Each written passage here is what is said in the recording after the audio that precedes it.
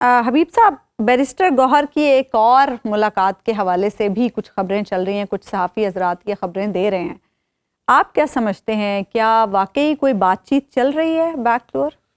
ایک تو یہ ہے کہ میں آپ کو واضح کر دوں، میں دوسروں کے ذرائع پہ بھروسہ کرنے کی بجائے اپنے ذرائع پہ بھروسہ کرتا ہوں. آپ کے ذرائع کیا کہتے ہیں؟ تو لہٰذا دوسروں کے ذرائع جو کچھ بھی کہہ رہے ہوں میں اس پہ کوئی بات نہیں کروں گا. لیکن یہ کہنا کہ معاملات بالکل رک گئے ہیں یہ غلط ہے. ایک فورتھ ڈائمنشن ہوتی ہے، وہ اس فورتھ ڈائمنشن میں معاملات جاری ہیں، بات چیت ہوتی رہتی ہے، کبھی کم کبھی زیادہ، کبھی اونچے لیول پہ کبھی نچلے لیول پہ. تو وہ ایک کنٹینیوس پروسیس ہے. اس کے بارے میں یہ کہنا کہ اس وقت ہوئی اس وقت ہوئی یہ میٹر نہیں کرتا. اہم بات یہ ہے کہ جو تعلق جو قائم ہے وہ استوار ہوتا چلا جا رہا ہے، وہ بڑھتا چلا جا رہا ہے، وہ گہرا ہوتا چلا جا رہا ہے. تو یہ تو سب سے اچھی بات ہے. اس کی ایک انڈیکیشن آپ آج شاید مجھ پہ ہنسیں، آپ کہیں کہ یہ کیا بات کر دی، یہ تو آؤٹ آف بلو بات ہے. نہیں، ایسا ہو نہیں سکتا. اچھا دیکھیے، بات یہ ہے، بہت سارے لوگ یہ سمجھ سکتے ہیں کہ دیکھیے ابھی کچھ دن پہلے آپ نے ایک چیز دیکھی تھی کہ جو یک انکار کر دیا گیا مذاکرات سے. جی ٹھیک ہے، مذاکرات سے انکار جو کیا گیا اس کی وجہ وہ یہ ہے کہ یہ جوڈیشل کمیشن نہیں بنا سکتے. بالکل ٹھیک ہے، ہاں بالکل یہ ہے اس کی فیس ویلیو پہ یہ دونوں چیزیں ٹھیک ہے. حکومت بنا نہیں رہی اور پاکستان تحریک انصاف تقاضا کر رہی ہے، لیکن دونوں یعنی اس بات پہ یعنی ایک کری میں نے مذاکرات نہیں کرنے اور دوسری جو ہے وہ بہانے بنا کے پیچھے ہٹ رہی ہے کہ دیکھیں جی ہم ایسے کریں گے ویسے کریں گے، یہ وغیرہ چیزیں. آپ آتے تو صحیح جواب تو لیتے. اب اس میں اہم ترین چیز بڑی عجیب و غریب آپ کو عرض کرنے لگوں، وہ یہ ہے کہ ہماری جو اسٹیبلشمنٹ ہے اس کی یہ خواہش ہے کہ یہ کمیشن نہ بنے. یہ ظاہر و باہر چیز ہے، یہ کوئی ایسی چھپی ہوئی چیز نہیں ہے کہ جس سے اوپر سے میں نے مٹی جھاڑی ہے. ہاں کہ نہ 9 مئی پہ نہ 26 نومبر پہ کہ جوڈیشل کمیشن نہ بنے، اس پہ جو قانونی کارروائیاں جاری ہیں وہی ہوتی رہے. ٹھیک ہے. اچھا آپ دیکھتے ہیں کہ یک یہ جوڈیشل کمیشن کھٹائی میں پڑ گیا.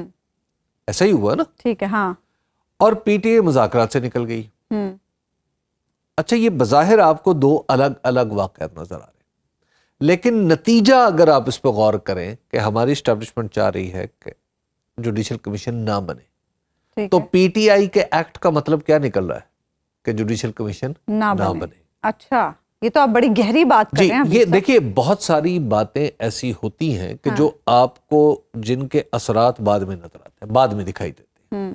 اور ہر کام کرنے کا ایک پولیٹیکل اسلوب ہوتا ہے، ایک سیاسی قاعدہ ہے کام کرنے کا. آپ نے مجھ سے کہا کہ یہ پین دینا، ٹھیک ہے، میں نے آپ کو پین دے دیا. یہ چونکہ ہم سادہ لوگ ہیں تو ہم اسی طرح کریں گے. لیکن اگر آپ پالیٹکس میں ہیں تو پالیٹکس میں آپ کہیں گی کہ مجھے کاپی دینا، میں کہوں گا نہیں یہ تو میری ہے اور میں اس پہ یہ میرا حق ہے، میں اس کا تو ایک صفحہ بھی نہیں دوں گا، مر جاؤں گا لیکن کچھ نہیں کروں گا. اچھا لیکن نہیں، اس کے بعد میں پین آپ کی طرف پھینکوں گا. اچھا ٹھیک. مقصد کیا ہوگا؟ مقصد آپ کا مقصد پورا ہو گیا. آپ کا مقصد پین لینا تھا اور پین میں آپ کو یوں دے ماروں گا، آپ کو پین مل جائے گا، مقصد حاصل ہو جائے گا. لیکن میں پالیٹکس میں میں اپنے پولیٹیکل نیریٹو کے ساتھ چپکا رہوں گا. ٹھیک ہے، سمجھ آ گئی. مر جاؤں گا، نہیں کروں گا، وغیرہ وغیرہ وغیرہ. دیکھیے بعض اوقات چیزیں آپ کی ان کی شکل کچھ اور ہوتی ہے، سیاست میں یہ امپورٹنٹ نہیں ہوتی. اہم بات یہ ہوتی ہے کہ کیا مقاصد اس طرف حاصل ہو رہے ہیں. تو میری انڈرسٹینڈنگ ہے کہ یہ جو جوڈیشل کمیشن کا بننا جو کھٹائی میں چلا گیا ہے، دراصل آپ اس کو فورتھ ڈائمنشن کے کچھ اثرات قرار دے سکتے ہیں. اچھا ٹھیک ہے، ٹھیک ہے، سمجھ آ گئی.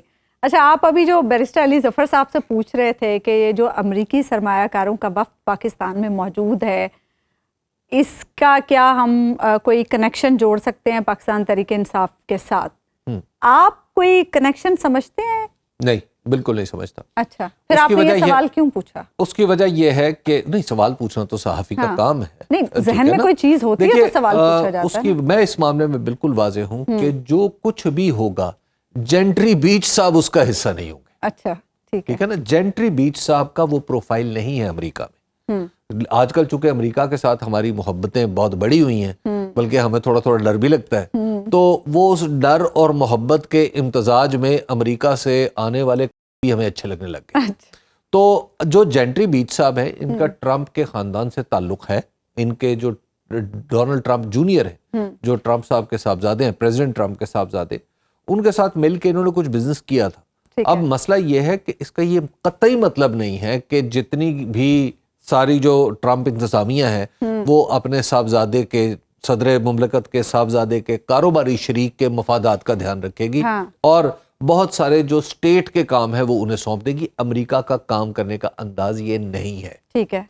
امریکہ کا کام کرنے کا انداز یہ ہے کہ ان کے اپنے لوگ جو باقاعدہ طور پر کوئی نہ کوئی عہدہ رکھتے ہیں وہ تبھی کرتے ہیں. صحیح ہے. اس طرح پرائیویٹ لوگوں سے وہ کام نہیں لیتے. ہاں, اس طرح کے جو پرائیویٹ لوگ ہیں وہ چونکہ ان کا بزنس ہے, وہ بزنس کرنے آتے ہیں, وہ ایڈوائزر بھی ہیں, آپ کو پتہ نا, اسٹریٹجک ایڈوائزر بھی ہیں بزنس کے.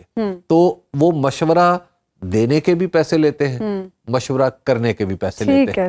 تھوڑے کہے کو کافی زیادہ سمجھے. اچھا حبیب صاحب, صحافی تو یہ امید لگائے بیٹھے تھے کہ صدر صاحب پیکا بل جو ہے وہ پارلیمنٹ کو واپس بھیج دیں گے, لیکن صدر صاحب نے تو دستخط کر دی. اب ذرا دھیان سے میں کہوں گی کہ آپ اس پہ گفتگو کریں. ایک تو یہ ہے کہ صحافیوں کی امیدیں تو ہمیشہ پانی کے ساتھ بہہ جاتی ہیں وقت کے, تو وہ بھی بہہ گئی. لیکن مجھے ذاتی طور پہ کوئی توقع نہیں تھی کہ جناب صدر آصف علی زرداری اس پہ کوئی اعتراض لگائیں گے یا اس کو واپس پارلیمنٹ کی طرف بھیجیں گے. اس کی وجہ یہ ہے کہ پاکستان پیپلز پارٹی میں کہنا کچھ ہوتا ہے, میڈیا کے حوالے سے کرنا کچھ ہوتا ہے. پیپلز پارٹی کی تاریخ میں یہ موجود ہے کہ اس نے بہت کئی سندھی اخبارات بند کر دیے تھے. پاکستان مسلم لیگ نون کی تاریخ میں یہ موجود ہے کہ اس نے روزنامہ جنگ کے ساتھ جو کچھ کیا تھا وہ بالکل کیا تھا اور سب کے سامنے کیا تھا. تو پاکستان تحریک انصاف اس وقت وہ کہ ہمارے ساتھ کھڑی ہے, میڈیا کے ساتھ کھڑی ہے, اور میڈیا کو وہ کیونکہ یہ انہیں سوٹ کرتا ہے. لیکن الٹیمیٹلی میں آپ کو یہ بتاؤں, یہ سب کو سوٹ کرتا ہے. ہمارا تجربہ پتہ کیا ہے؟ ہمارا تجربہ یہ ہے کہ جب حکومتیں ہمارے ساتھ ایسا سلوک کرتی ہیں, ہم سڑکوں پہ آتے ہیں, اور پھر کچھ عرصے بعد وہی حکومتیں جنہوں نے یہ قوانین بنائے ہوتے ہیں وہ ہمارے ساتھ پھر سڑکوں پہ کھڑی ہوتی ہیں اپوزیشن بن کر. ٹھیک ناظرین, سپریم کورٹ میں آج جسٹس امین الدین خان کی سربراہی میں 7 رکنی آئینی بینچ نے سویلینز کے ملٹری کیس کی سماعت کی. سپریم کورٹ کی ہدایت پر 9 مئی ملزمان کے ملٹری ٹرائل کا ریکارڈ عدالت میں پیش کر دیا گیا. دوران سماعت جسٹس حسن اظہر نے استفسار کیا کہ ملٹری ٹرائل میں ملزم وکیل نہ کر سکتا ہو تو کیا سرکاری خرچ پر وکیل ملتا ہے؟ خواجہ حارث نے جواب دیا, وکیل کرنے کی حیثیت نہ رکھنے والے ملزم کو سرکاری خرچ پر وکیل دیا جاتا ہے. جسٹس حسن اظہر رضوی نے ریمارک دیے کہ 9 مئی واقعات میں بظاہر سیکیورٹی آف اسٹیٹ کا معاملہ نہیں لگتا. انہوں نے استفسار کیا کہ کیا تمام ریکارڈ پبلک کرنا ممکن نہیں؟ 9 مئی واقعات کے ملزمان کے کارنامے عوام میں بے نقاب ہونے چاہیے.